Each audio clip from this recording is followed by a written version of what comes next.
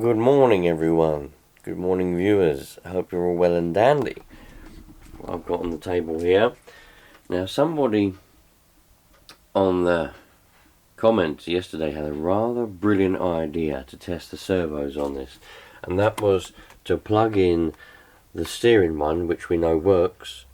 No, sorry, plug the throttle servo into the steering socket, which we know works, and that way we'll know whether the throttle servo works or not. Very brilliant idea, and I'm going to do that now. Yes, it's a lovely Sunday morning, about 7 o'clock, and I was up and about, sitting in the living room on the settee, and I thought, you know what, everyone else is asleep, the wife is still asleep. I wish I could say she was still asleep, because we had a very heavy session last night, but we didn't. She's just quite lazy. And I thought, let's go and play with the RC cars out here. I got this one here. This is the one that I was given to by Chris, and I realised that it needs a diff. That is taking out the diff completely from in there. I thought I just needed a drive shaft, but I don't. I need a whole diff. So I think what I'm probably going to do is get this engine in there, because it'll be easier to mount. I've already got some of the stuff for the throttle and everything. I'm going to get that mounted in there, get an exhaust for that and everything, and just have it as a rear wheel drive buggy for now. And then eventually, at some point in the future, when I can afford to buy an actual proper diff, like to put in the front, then I'll put it back to 4-wheel drive. I do seem to remember him telling me that he wanted it to be rear wheel drive, so he took the drive shaft out, but he didn't tell me that he took all the diff out as well. There's nothing in there whatsoever. So there we go. That's where that stands. But anyway, let's clear some of this off. I got this off because I wanted to have a look at it, because I was planning to try to get to active scale models as soon as possible, because I wanted to get a servo for that and the bits and bobs I need for this. But let's move all this out of the way. Let's get this little Kyosho back in the middle of the bench, and then we can see whether that servo actually works or not by plugging it into the steering one. Let's go! Right, there we go. Moved my smashed up phone. I smashed it up the other day. It don't work no more, so I don't know what I'm going to do about that, but there we go. Right, let's bring the old Kyosho. Now, I've got some more information from good old Barry. Apparently he bought it about 11 years ago and rarely used it, and that's where it's sat since. I don't know the reason why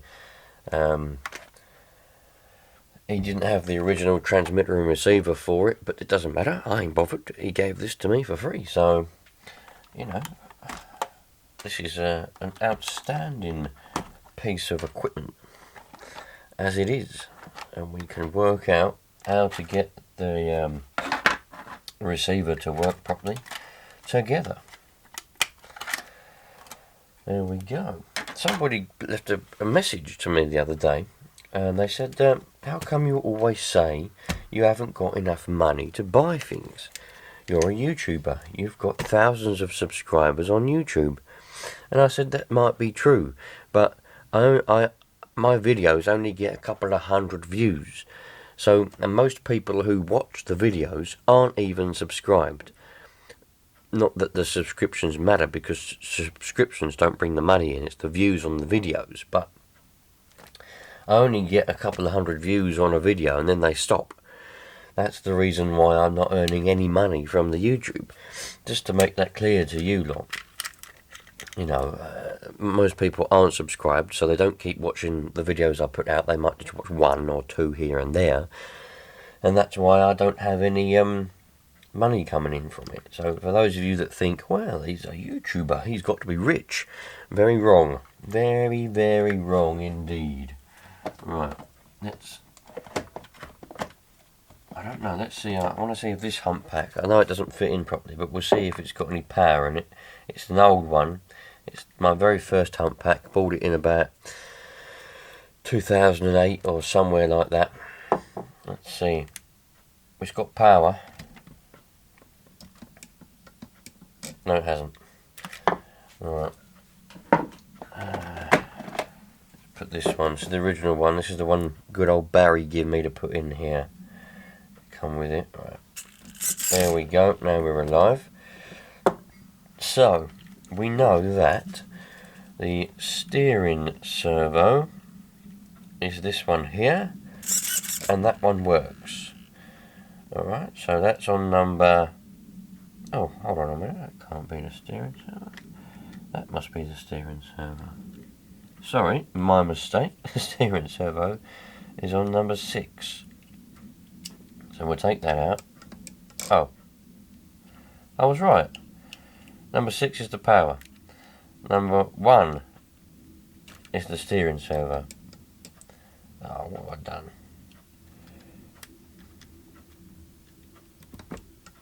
Right, here we go. Put that back in. Now we've got steering. Right, so number 1 is the steering servo. Take that out. Take out the throttle servo. Put it into number 1. Nothing. Nothing. In number 1. Take that back out again. Put the steering back in again to number 1. And we should get steering back. Yeah. So that indicates that the throttle servo has had it. And I need to take that out. Just to double check again. Steering works on number 1. Take number 1 out, which is steering. We have now no steering. Throttle. It looks like that might even be an aftermarket servo. I don't know, it's got a different wire on it. Anyway, take the throttle out. Put that in. Oh, hold on a minute. We're alive. So we do have. Let's try putting that in number 2. Aha! I fixed it. Ha ha ha! I fixed it, you lot.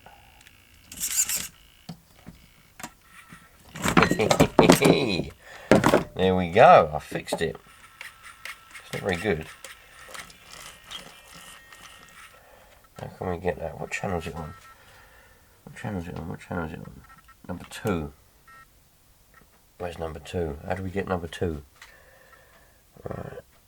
Throttle 100%. There we go. It's working backwards though. Reverse. Alright. That needs to be set up. Yeah, that needs to be set up. That's not very good at all. Right. So we've got the servo to work now. Can you see that? I don't know whether you can even see that. I'm doing all this and you probably can't even see. That tilt down anymore. That's as far as it goes. Bloody hell. Right. Do that up. Zoom in a little bit maybe. There we go. I don't know if that's any better for you lot. But look, we've got... Now I've got both to work. But it's not set up very well. So I need to get an Allen key to move that. And that needs to be in the middle. There. And that should be... That's just not on tick over. Right, okay. So I need to set this up. Let's get a little screwdriver out. And we're going to do a little bit of servo finicky winnicking. Well, that's possibly saved me some money. There we go. Let's get this out. Right. Whoever that was in the comments that suggested I plug that into the other one, well done, because you've woken it up. I hadn't thought about that. How can I not think about that? What an idiot. What an idiot for not thinking about that. What way shall I do this? Shall I do that? Yeah, really, I do need that to be. Because at the moment... Yeah.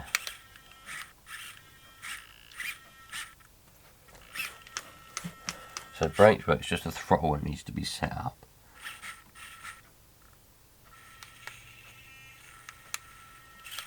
Yeah, so I need to move that. So I've got that set in the middle.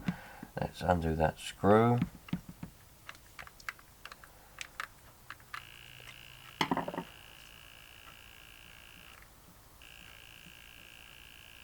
take it off the spline, move it around a little bit, put it back on the spline.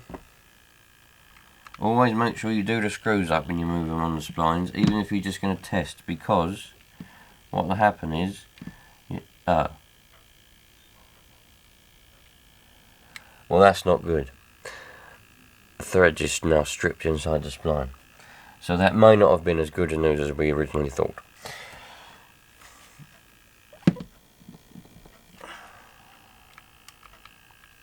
That screw is now stripped. Whether it was stripped originally, I don't know, but it's stripped now. Oh, bollocks. Oh well, we'll make do without. So we got that. That's a bit better. Brakes are good. Brakes work well. We can get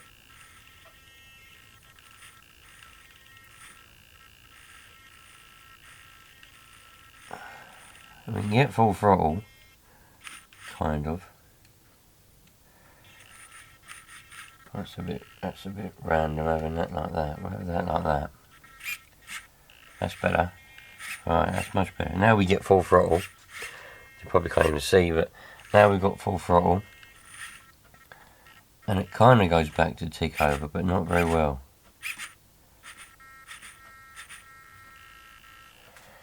So, but I can't move that spline anymore because that's stripped. So I'll just move that. That can go that way a little bit more. So now we get full throttle. And it goes back to tick over. Full throttle, goes back to tick over, and the brakes work. Lovely, that's what we want. It's a bit annoying that that spline is stripped, the little screw is, but what I can do, I'll use it for now, and just have to hope that it don't come off, and then we'll get a runaway if it comes off, but I'll use it for now. Stick that on there like that, so just so we've got a little air filter.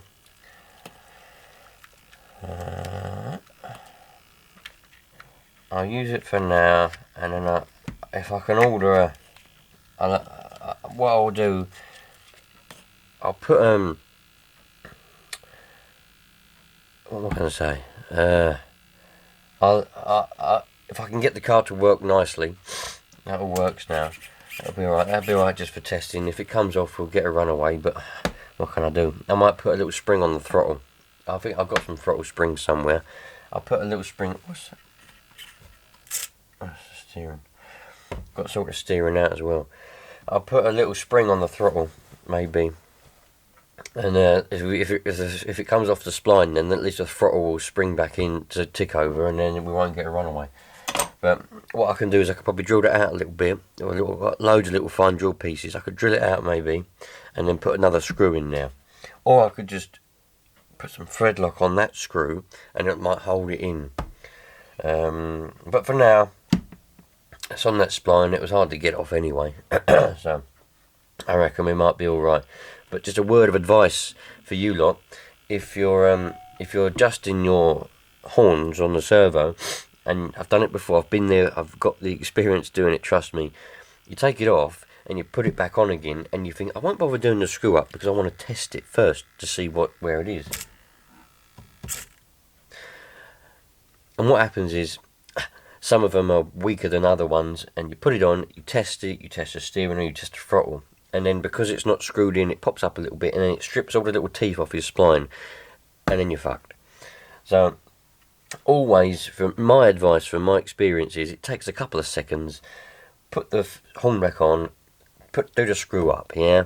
Even if you're just going to test it, you can always unscrew it again and take it off. It's not hard. It just saves you a stripped spline on your servo horn. That's from my experience, that is. It's not from what someone's told me. That's from actual experience doing this. So now we've got a working throttle. Let's put that around that way and that around that way. Stick that on there. Have we still got any fuel? Bloody hell. That used that bloody whole tank of fuel yesterday just from running that like that. Holy cow.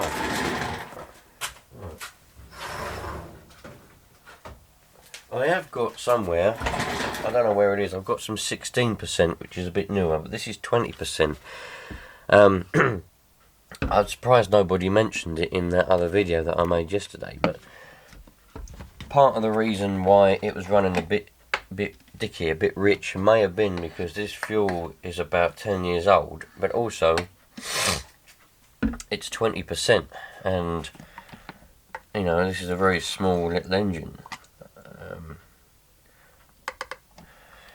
So, you know, I'm surprised nobody didn't mention it. So you're supposed to run that on 16%, not 20%. And you're supposed to have brand new fuel because it goes off, you know. But no one mentioned it, so I'm not bothered. We'll just carry on with life as normal. Let's get a glow starter. I've got my old one on charge. I'm trying to revive it. Can you see it? This is my old trusty one. Excuse me, but it packed in yesterday. And I've got it on charge. I'm trying to revive it, but I don't know if it's going to work or not. Anyway, let's I'll prime it. As soon as we've got a starter box, let's prime it with a starter box, shall we? There we go. And away we go. Hello.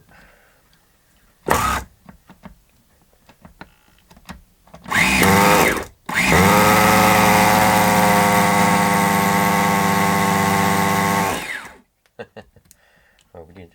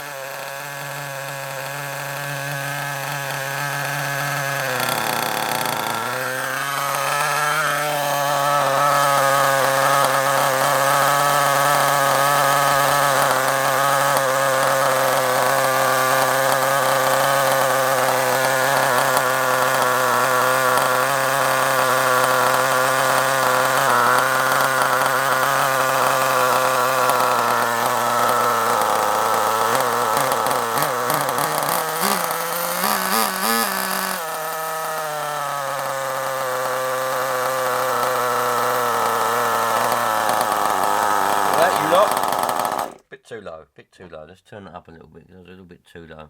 I was trying to get the tick over just right. You not know me. A lot of people have the tick over. It's a little bit high, you know, so it sounds like it's... It sounds like it wants to go. But I like the tick overs where they're on the point. They're right on the low point where they're going... They just, you know, where it sounds like they're relaxing. I don't like it when the tick over's high and they're going... I don't like that. I like them nice and low. Sounds like it's sitting there chilling out, relaxing then, doesn't it? Rather than on bloody cocaine, ready to rock and roll sort of thing. But anyway, there we go. So again, I hadn't thought about that yesterday. Whoever's idea that was to plug it in.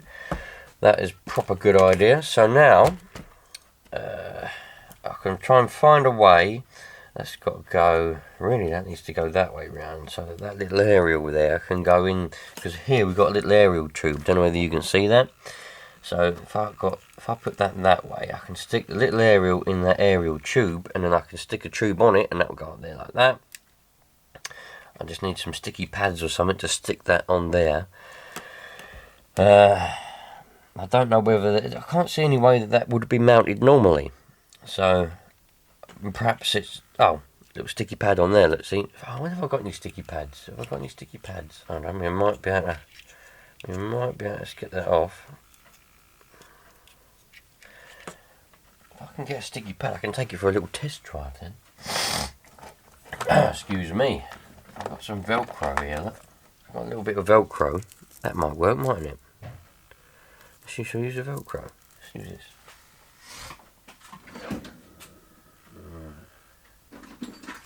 Pair of scissors. Let's snip off a little square. There we go. A little square back.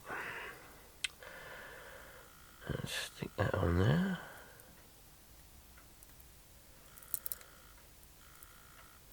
If I can get it off.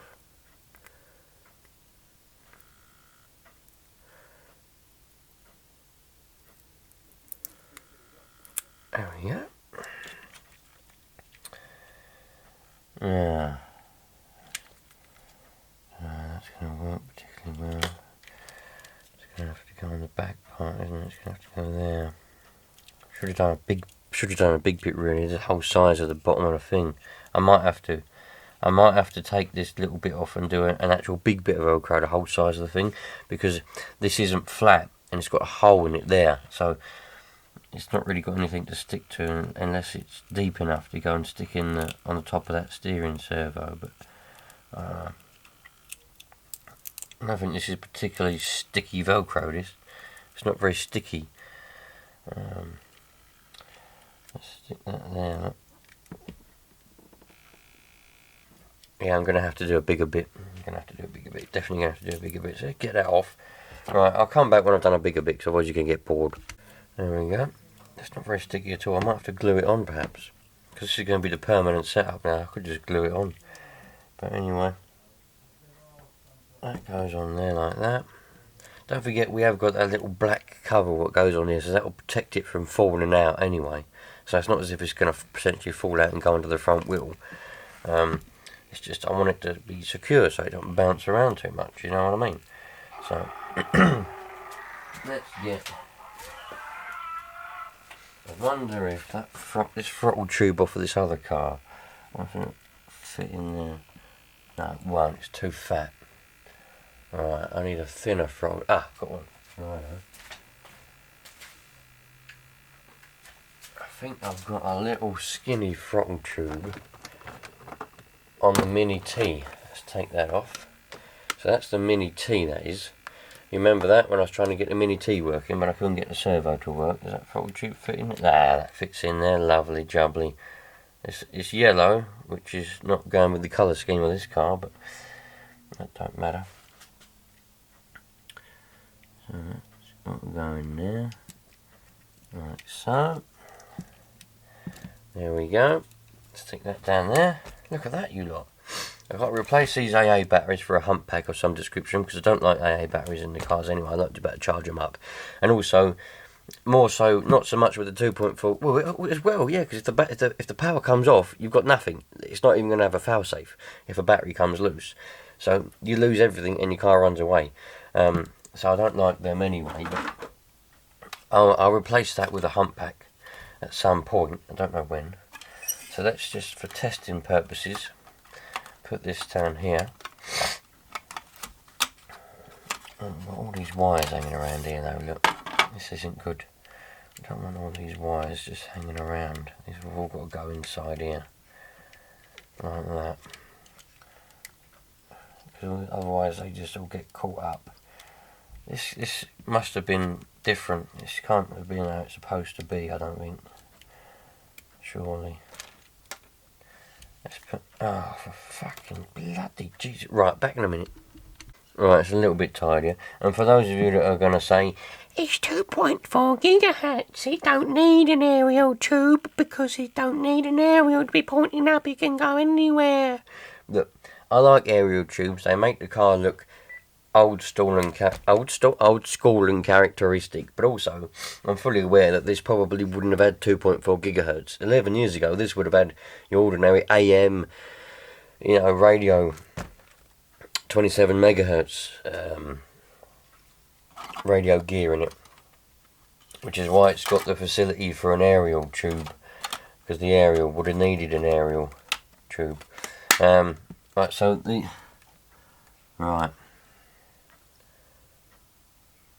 so I can't really have it the receiver round that way because it hits on this plastic thing. I've got to have it the other way round so it doesn't hit on this plastic thing, by the looks of things, which is a bit annoying, but alright, we'll work with that. Yeah, you're here with me, you lot. You're here with me to experiment and to learn how we can make this little car work. So now if I bring that round there, I can still have my little aerial tube. I can still have my little aerial going around there like that. Even though I wanted as much of it as possible going up the tube, but you can't have everything in life. That can go like that. And there. I'll have to glue that down at some point because that's going to be rubbish. So now then, we should be able, hopefully, to put that down there like that. There you go. It doesn't hit on there anymore. It's going to hit on the brake though. But I have to do some cable ties. I've got some little mini thin cable ties. As you can see, that's going to start hitting on the little brake rod. And it might bind up the brake rod, and we might get stuck on full throttle or something, or it might just wear a hole in the cables. You've got to be careful of that. But we'll get there. So, looks like this is supposed to have some little pins holding that down as well. How do you turn it on then? You have to just reach underneath. Oh, you obviously just reach underneath, don't you? Right, luckily I've got some spare R clips, so we can, there's a little R clip there, put a little R clip through there to hold that on. Does it want one on there as well?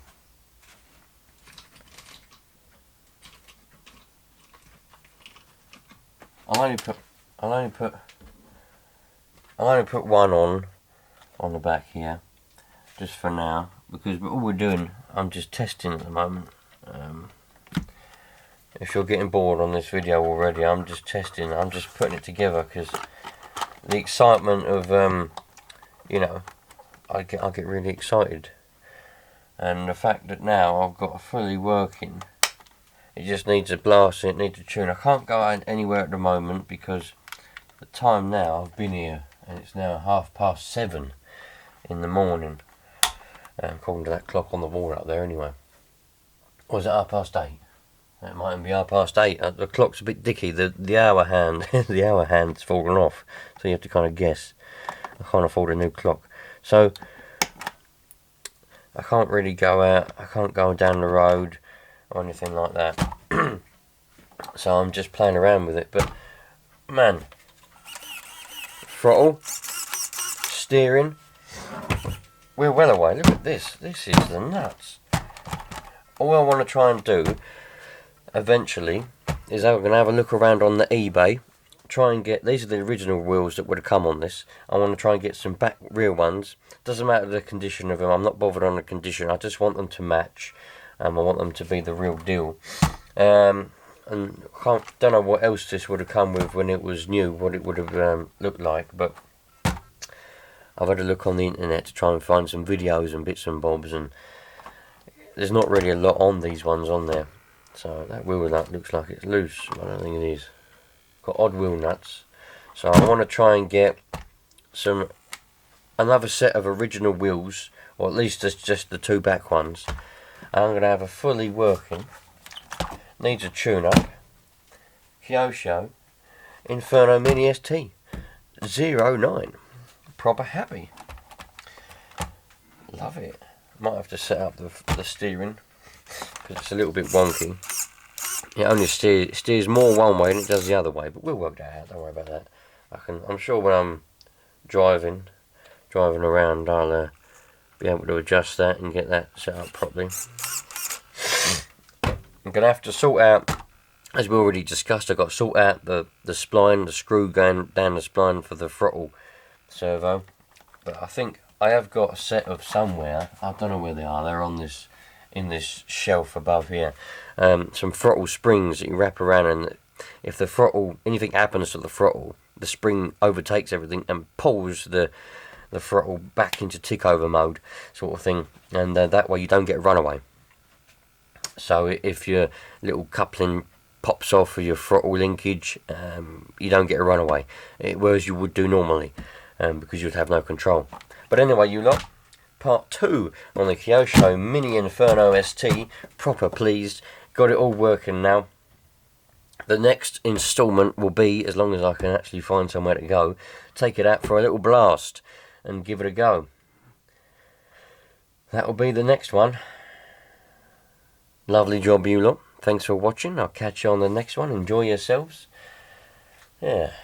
It's long gone are the days when you have good old sessions in the evenings and you don't wake up till 10 o'clock in the morning because you're knackered. That all stops when you get married and have kids, you lot. Be prepared for that.